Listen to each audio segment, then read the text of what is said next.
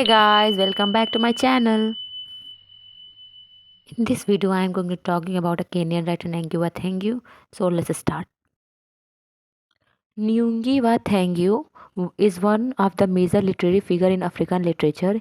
He was born in Lumura in Kenya in 1938 and got his early education in the Alliance High School Kikiu at Makerere University and Uganda, and then in University of Leeds. He has been described as having been considered East African leading novelist. He is the founder and editor of Gikyu language journal Martyri. By the time he became one of the Africa major novelists, he published his first novel Weep Not Child in 1964. He wrote a number of novels and the river between, A Grain of Wheat, Petals of Blood and many others. And ये firstly अपना जो भी writing थी वो English में लिखते थे. After that he switch into the Kenyan and the Gikuyu is the language of Kenya. In 1963, he won the East African Nobel Prize. In 1973, the Lotus Prize for Literature, and in 2009, he was shortlisted for the Man Booker International Prize. And now, in this particular video, I am going to talking about a essay by Thiong'o and decolonizing the mind. And firstly, I just want to tell you a introduction, gonna to give you an introduction about this particular essay. And now start. This section is extract from longer essay The Language of African Literature by the great African writer Thiong'o. He fought bravely against the apartheid policy of discrimination and dividing the continent into various groups on the basis of racism. In this essay, he pointed out that foreign languages, particularly English and French, have been imposed upon African children. The worst effect of educating these children in foreign language is that they are rooting out the native culture of African language and culture are inseparable. They are imparting them this education in the name of making them capable of studying in greater English universities. This is the most harmful effect of imperialism. As a result, the middle class African was attached with colonizer. Still, the African language have not been completely destroyed. In a one word, इसमें writer ने बोला है कि वो जो French language और जो English language African peoples को सिखाई जाती थी उनकी एजुकेशन को बढ़ाने के लिए, वो इसके खिलाफ है क्योंकि इस वजह से वो अपनी नेटिव लैंग्वेज को भूलते जा रहे थे. In the beginning of this part 4, the author tells us about the value and different function that language perform. Language double role play करती है for the communication and the career of the culture.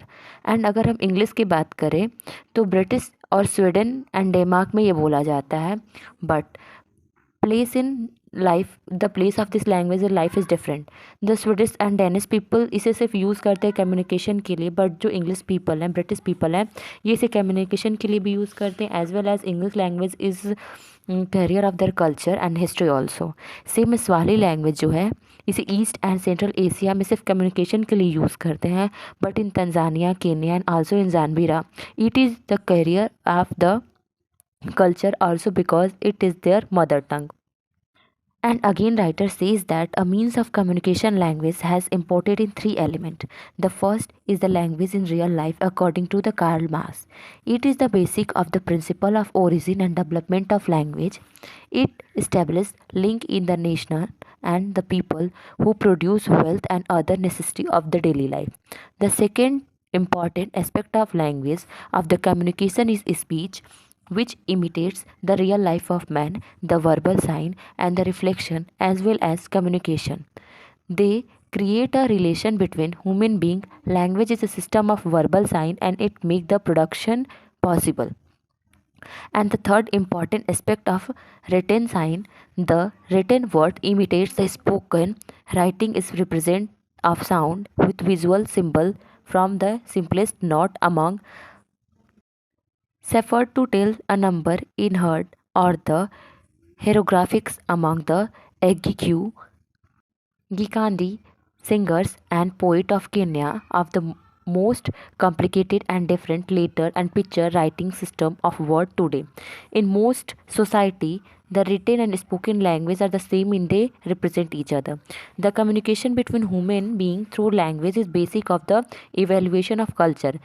As like जब हम किसी चीज़ को या किसी work को बार बार करते हैं तो they are handed over to the next generation and ये उनकी बाकी विकास का आधार बनता है. Slowly, all these values accumulate in very large number.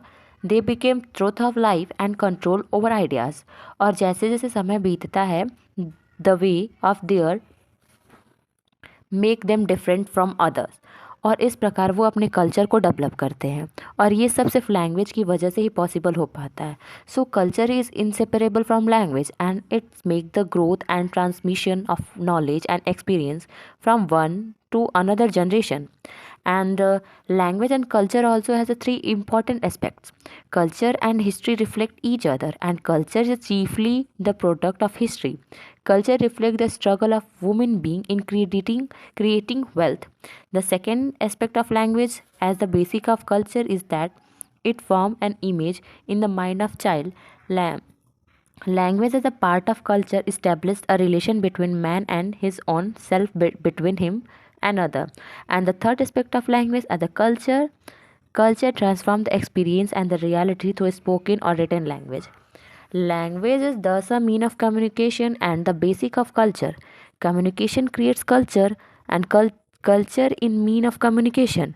People recognize themselves only how they recognize their culture and politics. Thus, language and our community are inseparable because it's form our history and character and our relation with the whole world. So in this chapter 4 the poet says कि language बहुत important aspect होता है किसी भी culture के लिए, क्योंकि culture जो लैंग्वेज होता है वो कल्चर को रिप्रेजेंट करता है और कल्चर के थ्रू ही लैंग्वेज रिप्रेजेंट होती है. उन्होंने अपने कल्चर को मतलब हमें अपने कल्चर को इम्पोर्टेंस देनी चाहिए, अपनी लैंग्वेज को इम्पोर्टेंस देनी चाहिए, क्योंकि हमारी जो आने वाली जनरेशन है वो हमारे लैंग्वेज को ही जान के समझ पाएगी कि फ़िलहाल हमारा कल्चर क्या था और उसी के हिसाब से वो अपनी फ्यूचर को बनाएगी और इसी तरह ये चीज़ें अडॉप्ट होती रहती एक जनरेशन से दूसरी जनरेशन तक.